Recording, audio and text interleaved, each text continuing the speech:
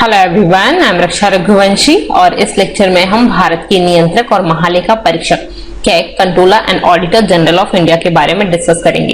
CAG क्या होते हैं, इनके बारे में संविधान में कहाँ पे बताया गया है, इनके कार्य क्या होते हैं, शक्तियां क्या होती हैं, करंट में कौन है अभी हमारे कैग, तो इस सभी के बारे में हम इस लेक्चर में डिस्कस करेंगे। बहुत ही इंपॉर्टेंट है आपका ये। तो कैग का सबसे पहले तो फुल फॉर्म पता होना चाहिए, क्या होता है? Controller and auditor general. Controller या कंट्रोलर आप प्रोनाउंस कर सकते हैं, कंट्रोलर एंड ऑडिटर जनरल, नियंत्रक और महालेखा परीक्षक। ठीक है, तो चलिए स्टार्ट करते हैं। क्या होता है इनका काम?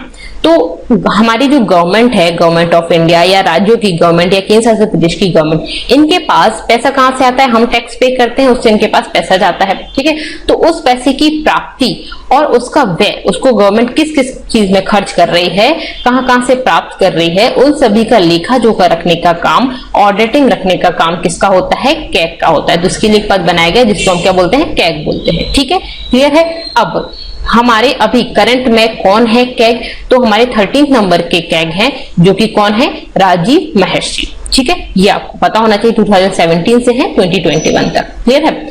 अब इनके बारे में किस आर्टिकल में लिखा गया है? तो संविधान के आर्टिकल 148 से लेके 151 तक कैग के बारे में बताया गया है। एक एक करके देखते हैं। आर्टिकल 148 क्या बोला है इसमें?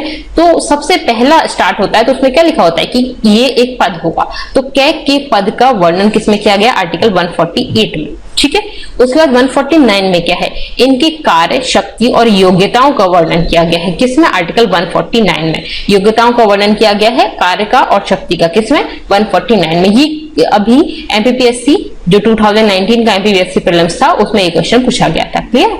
आर्टिकल 149। यहाँ पे काम क्या होते हैं इनके? तो ऑडिटिंग करते हैं ये केंद्र लेवल पे, और राज्यों के लिए ऑडिटिंग और अकाउंटिंग का काम करते हैं कैग। राज्य और केंद्र के लिए एक ही कैग होते हैं। ठीक है, कौन होते हैं? एक ही होते हैं, अलग अलग पद नहीं होता, एक ही कैग होते हैं। ऑडिटिंग और अकाउंटिंग का काम करते हैं राज्यों में, और केंद्र में ऑडिटिंग का काम करते हैं। केंद्र के लिए अकाउंटिंग का काम और ऑडिटिंग का काम अलग अलग पर्सन करते हैं, पर राज्यों के लिए एक ही करते हैं। अब देखिए, एक ही इंसान क्यों नहीं करता ऑडिटिंग और अकाउंटिंग? पहली बात तो अकाउंटिंग क्या होती है? हमने पैसा कहां कहां से हमारे पास आया और कहां कहां गया, उन सभी का लिखना, उन सभी को लिख के रखना, अकाउंट बनाना, उसको क्या बोलते हैं? अकाउंटिंग। ठीक है, और इसको चेक करने का काम होता है ऑडिटिंग। ठीक है, तो एक ही पर्सन इसको लिखेगा भी, एक ही पर्सन इसको चेक भी करेगा, तो यहाँ पे फिर सही गलत कैसे पता चलेगा? करप्शन हो सकता है। तो इसीलिए केंद्र में अलग अलग होते हैं, तो केंद्र में ऑडिटिंग का काम करते हैं। क्लियर है? लेकिन राज्यों ने बोला कि हमारे पास इतना पैसा नहीं कि हम दो दो लोगों पे खर्च करें, तो इसीलिए हम ऑडिटिंग और अकाउंटिंग दोनों एक ही पर्सन से कराएंगे। क्लियर है? अब आर्टिकल 149 हो गया। फिर 150 में लेखा परीक्षा, मतलब कि जो ऑडिटिंग इन्होंने बनाई है ना, उसका प्रारूप तैयार करेंगे। ठीक है, और उस प्रारूप को, जो रिपोर्ट बनाएंगे, रिपोर्ट को ये प्रेसिडेंट को दे देंगे। ठीक है, केंद्र लेवल पे प्रेसिडेंट को देते हैं, राज्य लेवल पे राज्यपाल को देते हैं। ठीक है, केंद्र लेवल पे प्रेसिडेंट को, मतलब राष्ट्रपति को, और राज्यों में राज्यपाल को देते हैं। फिर प्रेसिडेंट क्या करते हैं? इसको संसद के सामने रखते हैं। किसके सामने रखते हैं? संसद के सामने रखते हैं। संसद मतलब लोकसभा राज्यसभा के सामने रखते हैं। अब लोकसभा राज्यसभा के सामने जब इसको रखा जाता है, तो इस पे बात होती है, बहस होती है कि पैसा इतना इस स्कीम में देना चाहिए था, आपने ज्यादा दे दिया, कम दे दिया, ये सब तरह की बातें होती हैं। ठीक है, तो विपक्ष आरोप लगाता है गवर्नमेंट पे, तो उस तरह से बहस होती है और बेसिकली इस तरह से काम होता है। क्लियर है? अब नेक्स्ट चलते हैं।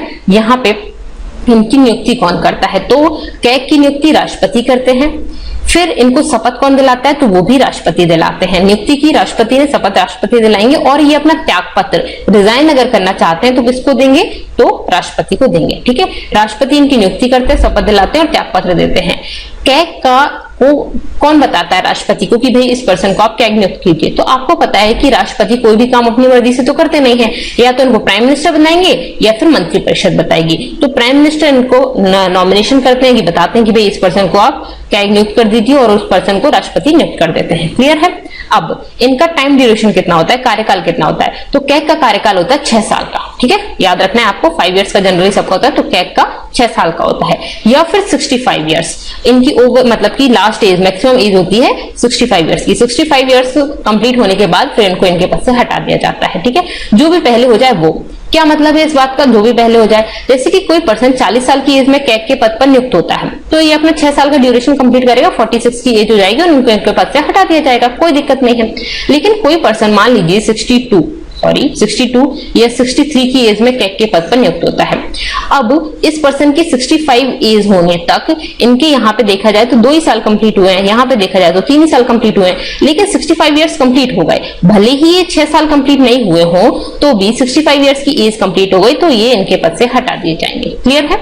तो ये होता है इस बात का मतलब। क्लियर है? नेक्स्ट देखते हैं इनके वेतन कहां से मिलता है, तो संचित निधि से, कंसोलिडेटेड फंड से इनका वेतन मिलता है। इनकी पर मंथ सैलरी होती है 2,50,000।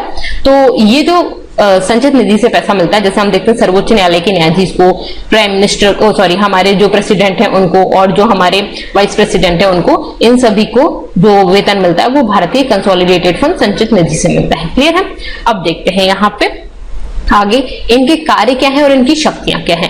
तो इनका काम है ये अपना रिपोर्ट, जो भी रिपोर्ट तैयार कर रहे हैं वो केंद्र लेवल पे किसको देंगे, राष्ट्रपति को देंगे, और राज्य लेवल पे किसको देते हैं, राज्यपाल को देते हैं। क्लियर है? फिर राष्ट्रपति किसके सामने रख देते हैं, संसद के सामने रख देते हैं, और राज्यपाल किसके सामने रख देते हैं, विधानसभा के सामने रख देते हैं। ठीक है?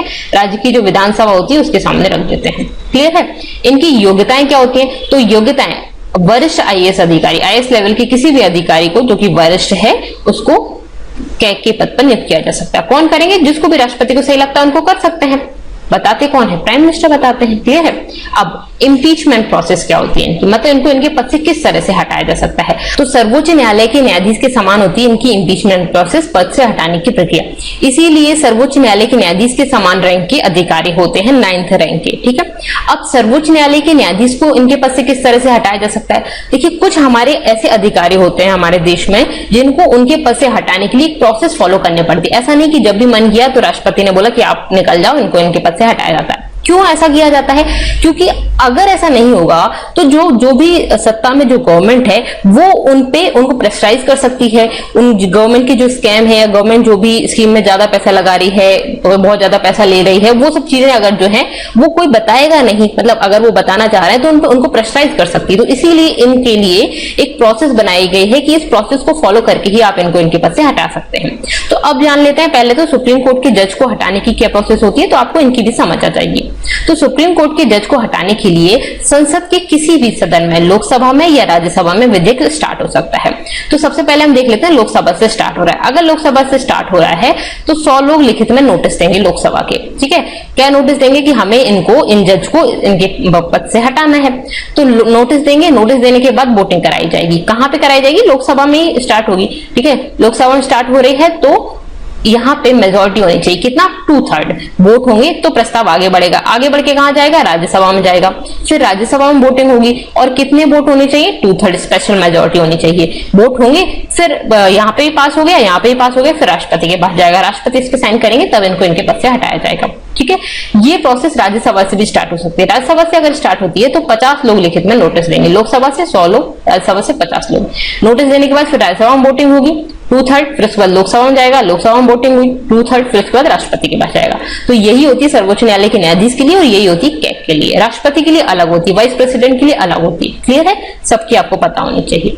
अब हम देखते हैं इनके लिए कुछ इंपॉर्टेंट पॉइंट्स। क्या इंपॉर्टेंट पॉइंट्स है, तो लेखा परीक्षण, डेटा ऑडिटिंग केंद्र और राज्य लेवल पर कौन करते हैं, कैग ही करते हैं डेटा ऑडिटिंग का काम। उसके बाद सार्वजनिक धन, जो हमारा जो पैसा है, गवर्नमेंट के पास पैसा किसका है, हमारा, ये लोगों का है। लोक वित्त का संरक्षक बोला जाता है किसको, कैग को। ठीक है? सार्वजनिक धन का संरक्षक या लोक वित्त का संरक्षक बोला जाता है। इनको विपक्ष का मित्र भी बोला जाता है। क्यों? क्योंकि देखिए गवर्नमेंट की जितनी भी पोल खोल रहे हैं तो विपक्ष का ही काम कर रहे हैं ना, तो इसीलिए विपक्ष का मित्र बोला जाता है इनको। ठीक है? इसके अलावा पद त्याग के बाद कोई भी सरकारी पद धारण नहीं कर सकते हैं, कोई भी गवर्नमेंट जॉब नहीं ले सकते हैं। ये किसमें बता रखा है, आर्टिकल 148 की 4th में। ठीक है? 148 में इनके पद के बारे में बता रखा है, तो उसी में बता रखा है कि जब ये पद को त्याग देंगे तो उसके बाद ये कोई सरकारी पद नहीं ले सकते हैं। ठीक है? अब लोक लेखा समिति के मार्गदर्शक मित्र बोला जाता है इनको, सलाहकार के रूप में भी इनको जाना जाता है। ठीक है? अब इसके बाद भीमराव अंबेडकर ने ऐसा कहा कि संविधान के अंतर्गत सबसे महत्वपूर्ण अधिकारी का पद जो है वो कैग का है। तो ये आपको याद रखना है, ये भीमराव अंबेडकर ने बोला है। B.R. अम्बेडकर ने क्या बोला है कि संविधान के अंतर्गत सबसे महत्वपूर्ण अधिकारी जो है वो कैग है। क्लियर है? ठीक है, अब नेक्स्ट हम देखते हैं इसके बारे में जो इनकी ड्यूटीज है, जो इनके कर्तव्य हैं वो क्या क्या है। तो इनको डिटेल में देख लेते हैं। ये प्रावधान है कैग की कर्तव्य शक्तियां और सेवा शर्तें जो हैं उनके बारे में अधिनियम 1971 में अधिनियमित किया था, जिसके अनुसार भारत मतलब कि केंद्र की, राज्य की और केंद्र शासित प्रदेश की जो संचित निधि, जो कोष है, जो धन है, उसकी प्राप्तियां और उसका व्यय के बारे में कौन पता रखते हैं? कैग रखते हैं। ट्रेडिंग, विनिर्माण, लाभ और हानि खाते, बैलेंस शीट यही बनाते हैं। किसी भी सरकारी विभाग में रखे गए अन्य सहायक खाते के बारे में ये जानकारी रखते हैं। सरकारी कार्यालय और विभागों में रखे गए भंडार स्टॉक के खाते के बारे में तो ये पूरी की पूरी ऑडिटिंग करते हैं, अकाउंटिंग करते हैं। क्लियर है? कंपनी अधिनियम 2013 के प्रावधानों के अनुसार जो भी सरकारी कंपनियां हैं उनके बारे में भी ऑडिटिंग करते हैं।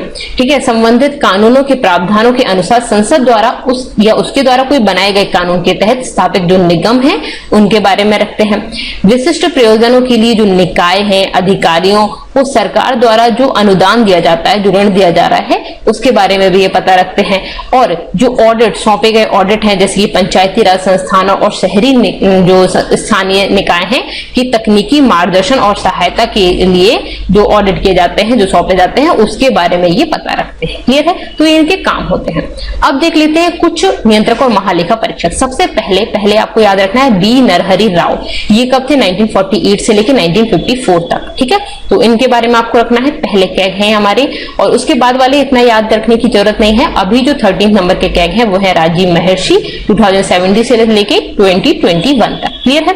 यहाँ पे एक नाम और इंपॉर्टेंट है, विनोद राय। इन्होंने काफी सारे स्कैम्स के बारे में बताया था, तो इनके बारे में भी आप याद रख सकते हैं। ठीक है, अब यहाँ पे कुछ क्वेश्चंस याद रखने वाले हैं। भारतीय संविधान के किस अनुच्छेद में भारत के नियंत्रक व महालेखा परीक्षक के बारे में बताया गया है? तो किसमें बताया गया है? पहले आप आंसर करिए। आर्टिकल 148 कार्य और शक्तियों के बारे में, आर्टिकल 149 में। ठीक है, नियंत्रक व महालेखा परीक्षक की नियुक्ति कौन करते हैं और ये अपना त्याग पत्र किसको देते हैं, शपथ कौन दिलाते हैं? तो राष्ट्रपति दिलाते हैं। ठीक है, राष्ट्रपति दिलाते हैं। नियंत्रक व महालेखा परीक्षक की नियुक्ति कितने वर्ष के लिए की जाती है? तो 6 इयर्स के लिए की जाती है, या फिर 65 इयर्स, जो भी पहले हो जाए। ठीक है, नियंत्रक व महालेखा परीक्षक को किस प्रकार उनके पद से हटाया जा सकता है? तो जैसे सुप्रीम कोर्ट के जज को हटाया जा सकता है ना, उसी सेम तरह से इनको हटाया जाता है। इसीलिए 9th रैंक के अधिकारी होते हैं, सुप्रीम कोर्ट के जज के समान ही होते हैं। क्लियर है? निम्न में से कौन सा कथन भारत के नियंत्रक व महालेखा परीक्षक के बारे में सही नहीं है? तो देखिए, भारतीय लेखा और लेखा विभाग के मुखिया होते हैं, बिल्कुल होते हैं, सही है। नियंत्रण केवल केंद्र सरकार के स्तर पर होता है, नहीं, राज्य सरकार के स्तर पर भी होता है, तो ये गलत हो गया। सार्वजनिक फंड का संरक्षण बोला जाता है, बिल्कुल बोला जाता है। भारत के नियंत्रक और महालेखा परीक्षक को संक्षेप में महालेखा परीक्षक बोला जाता है, बिल्कुल बोला जाता है। तो दूसरा वाला सही नहीं था, तो यही आंसर हो जाएगा आपका। क्लियर है? अब निम्न में से कौन सा कार्य नियंत्रक व महालेखा परीक्षक का नहीं है? ठीक है, केंद्र सरकार के लेखों से संबंधित रिपोर्ट राष्ट्रपति को देते हैं, बिल्कुल देते हैं। और राज्य सरकार से किसको देते हैं? राज्यपाल को देते हैं। संचित निधि की रक्षा करते हैं, बिल्कुल करते हैं। केंद्र की सहायता प्राप्त करने वाले सभी ऑफिस संस्थानों का लेखा परीक्षण रखते हैं, बिल्कुल रखते हैं। राज्य सरकार के लेखों से संबंधित रिपोर्ट संसद में रखते हैं, नहीं, किसके पास रखते हैं? राज्यपाल को देते हैं। राज्यपाल फिर किसके पास रखता है? ये विधानसभा में रखता है। ठीक है, विधानसभा में। क्लियर हो गया? नेक्स्ट, निम्न में से किसकी लेखा समीक्षा करने का अधिकार नियंत्रक व महालेखा परीक्षक के पास है? भारत की संचित निधि का, बिल्कुल है। राज्य की संचित निधि का, बिल्कुल है। प्रत्येक संघ शासित प्रदेश जहां विधानसभा हो, हाँ है, तो उपयुक्त तो सभी हो जाएगा आंसर। ठीक है, तो यहाँ पे हमने कैग के बारे में पढ़ा। That's all for this lecture. आपको ये कैसा लगा लेक्चर मुझे जरूर बताइएगा। Thank you so much, thanks for watching.